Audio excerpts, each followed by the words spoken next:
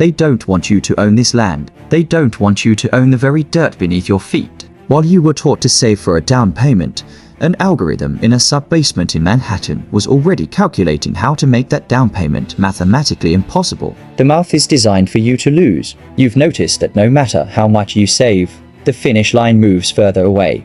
You think it's just inflation or supply and demand. That's the lie they use to keep you in the race. The truth is far colder. We are witnessing the birth of the invisible ceiling. It is a structural barrier built by institutional capital to ensure that by 2026, the concept of our private homeowner is as obsolete as the telegram. Right while you sleep, an automated valuation model, the same one used by firms like Invitation Homes, scans 120 million data points per second. It isn't looking for a home to live in. It's looking for an asset to harvest. This isn't a conspiracy theory. It is an official strategy documented in filings that most people are too tired to read after a 10-hour workday. They are betting on your exhaustion, but the ceiling is just the beginning. To understand why you are being evicted from the middle class, we have to look at the smoking gun hidden in the SEC's own archives. The real secret lies behind the 10K filings of the world's largest landlords. If you want to know the future, stop listening to politicians and start reading their risk factors in a Form 10K. This is where corporations are legally required to tell the truth to their shareholders, even if that truth is a death sentence for your American dream. Take Invitation Homes. They own over 80,000 single-family houses. In their 2023 SEC filing, they don't list housing afford as a goal. They list it as a threat. They openly admit that their ability to generate profit depends on, and I quote, increases in rent and maintaining high occupancy levels. The math is brutal. Their fiduciary duty is to ensure your rent grows faster than your wages. They aren't just predicting inflation. They are front-running it. They explicitly state that a decrease in the supply of new housing is a favorable fundamental. Think about that. When you can't find a house to buy because there aren't enough on the market, Invitation Homes calls that a favorable condition. Your desperation is their dividend. They are legally obligated to hope you stay trapped. And they aren't alone. Behind them stands the shadow of Blackstone, the original architect of this model.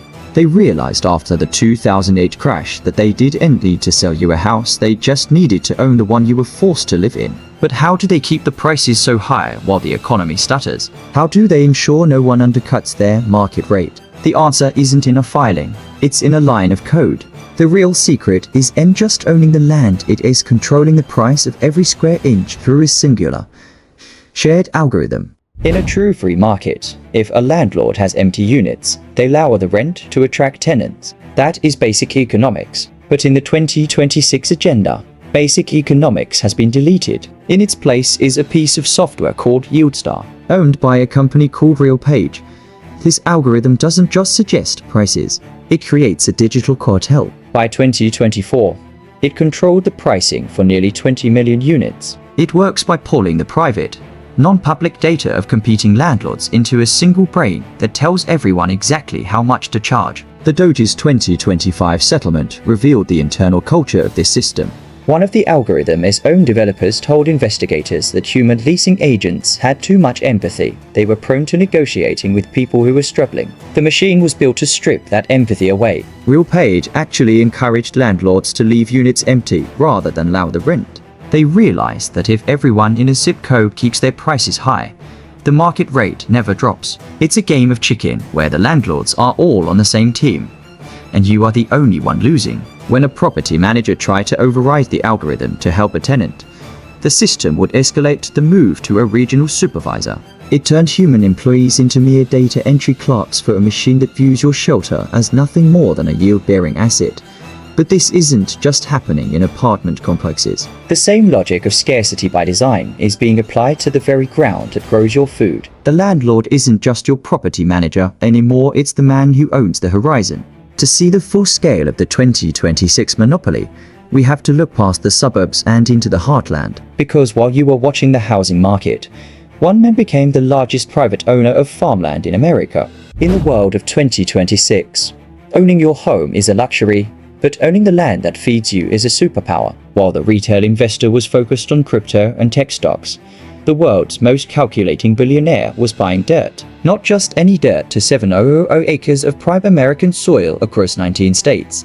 Bill Gates didn't he become the largest private owner of farmland in America because he wants to be a hobby farmer? He understands the calorie border. In an era of climate mandates and carbon credits, the person who owns the land controls the right to produce. According to USDA data, the average age of the American farmer is now 58. Their children can't afford the inheritance taxes or the modern tech debt required to compete. This has created a great liquidation. For every family farm that dies, a shell company often linked to Cascade Investment is there with a cash offer that can't be refused.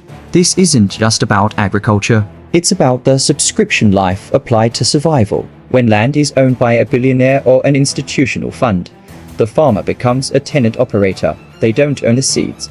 They don't own the tractors, which are now locked by proprietary software, and they certainly don't own the soil.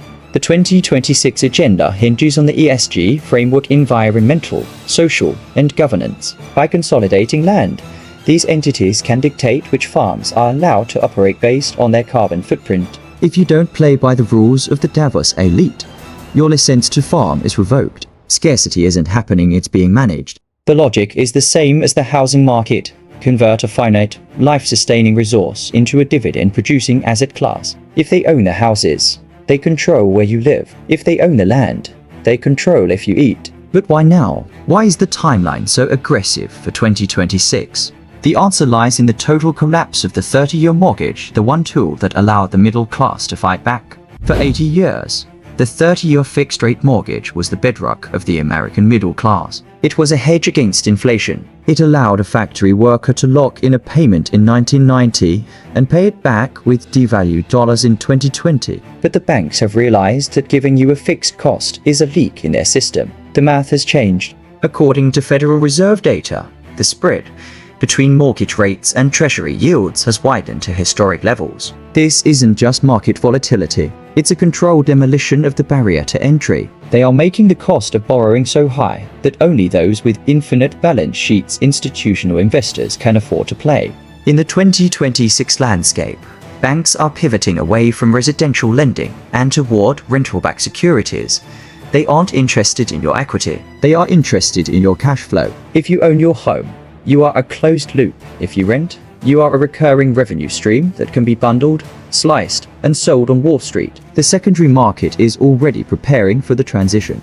We are seeing the rise of fractional home ownership startups, venture capital firms that offer to help you buy a home by taking 40% of your future equity. It's a mortgage disguised as a partnership. You do all the maintenance. They take all the profit. By 2026, the traditional mortgage will be rebranded as a luxury product for the ultra-high net worth. For everyone else, the bank will offer a flexible housing subscription. No down payment, no equity, no escape. They call it access over ownership.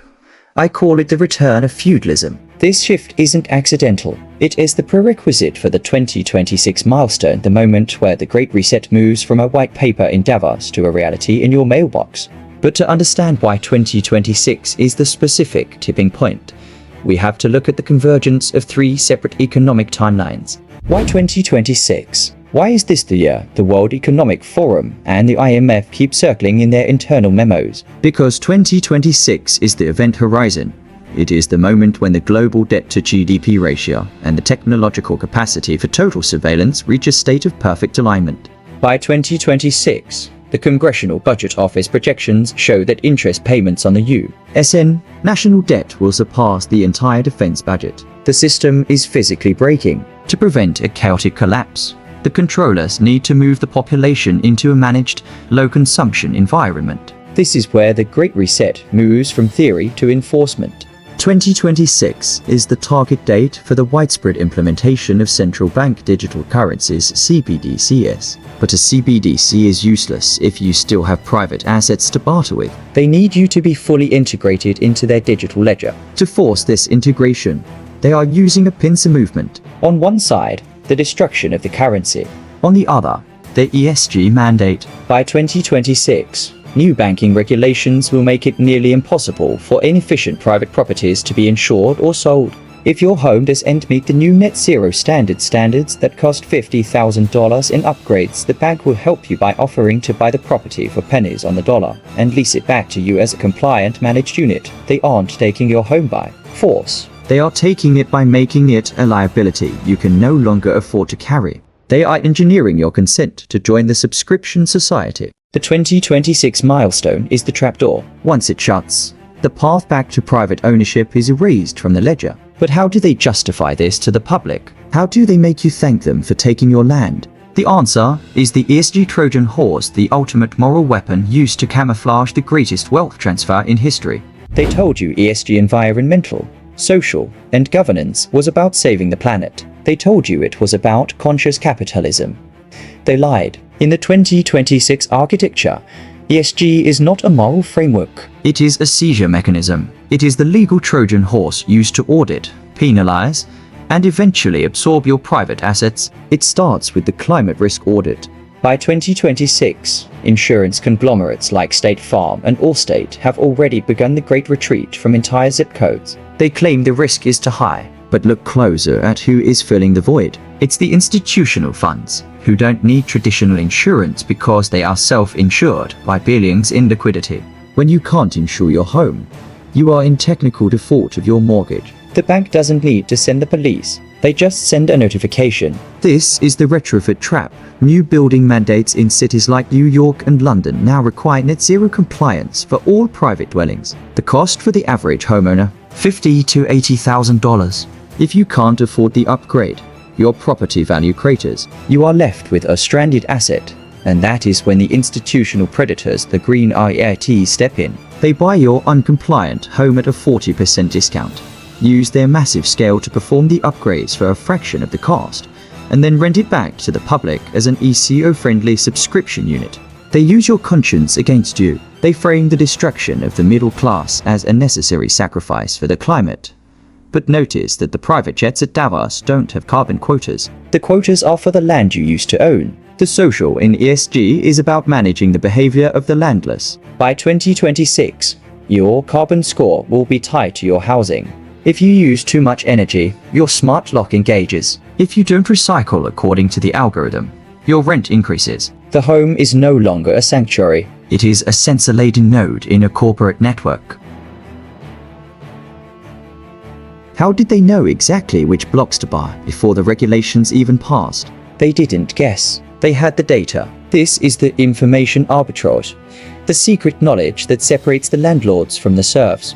In the world of high finance, there is a saying, if you are playing a fair game, you've already lost. The 1% does not participate in the market you see on Zillow or Redfin. They operate in a layer of information arbitrage. Shadow market, fueled by data sets that the average citizen cannot access, let alone afford. While you wait for a for sale sign, hedge funds are using geospatial intelligence. They buy private satellite imagery to track how many cars are in a mall parking lot or how many roof replacements are happening in a specific zip code. They know which neighborhoods are primed for transition before the homeowners even realize they are in financial trouble. But it goes deeper than satellites. They have access to alternative data, your credit card swipes, your utility bill lates, your LinkedIn job status changes. Algorithms like Blackstone's DNA aggregate this into a predictive score. They don't just know who wants to sell. They know who will be forced to sell in 90 days. This is legislative arbitrage. In the 2026 timeline, the people writing the zoning laws and the green mandates are often the same people managing the private equity funds. They buy the underperforming land, then pass the Sustainability Act that makes that land 10 times more valuable overnight. They aren't predicting the future, they are printing it. By the time the public hears about a new economic development zone, the institutional players have already vacuumed up 80% of the inventory. You are left fighting over the scraps, bidding against other families for the right to pay a premium to the people who front-ran you. The 2026 reset is the ultimate information arbitrage. They know the dollar is being replaced. They know the subscription model is the only way to maintain control during a currency transition. Information is the new gold, and they have the only vault. But what happens when you refuse to subscribe? What happens when the information they have on you becomes the lever they use to keep you in line? This is the final integration. This is the moment where your rent becomes your social credit. In the old world, a lease was a contract between two parties. In the 2026 world, a lease is a tether to a social credit system. They don't need to build a digital prison if they own every door you need to walk through. When you own nothing, your access to everything, including the roof over your head, becomes a reward for your compliance. The integration is already documented in the white papers of the Bank for International Settlements. By 2026, the programmable CBDCs will be linked directly to your residential smart contract. This means your rent isn't just a number, it's a conditional permission. If your carbon footprint exceeds the monthly quota, or if your social eligibility score drops due to an unapproved digital interaction, the algorithm adjusts your reality in real time. This isn't speculative, it's the logical endpoint of the managed scarcity model. Because institutional landlords like Blackstone and Vanguard are now the primary shareholders in the very banks issuing these digital currencies, the conflict of interest is total. They aren't just your landlord, they are your judge, jury, and central banker. Imagine a Tuesday in 2026. You post a critique of a new municipal zoning law. By Wednesday, the smart lock on your subscription apartment notifies you that your risk profile has changed. Your insurance as a service premium doubles. By Friday, your CBDC wallet is restricted from non-essential purchases until you complete a civic re-education module.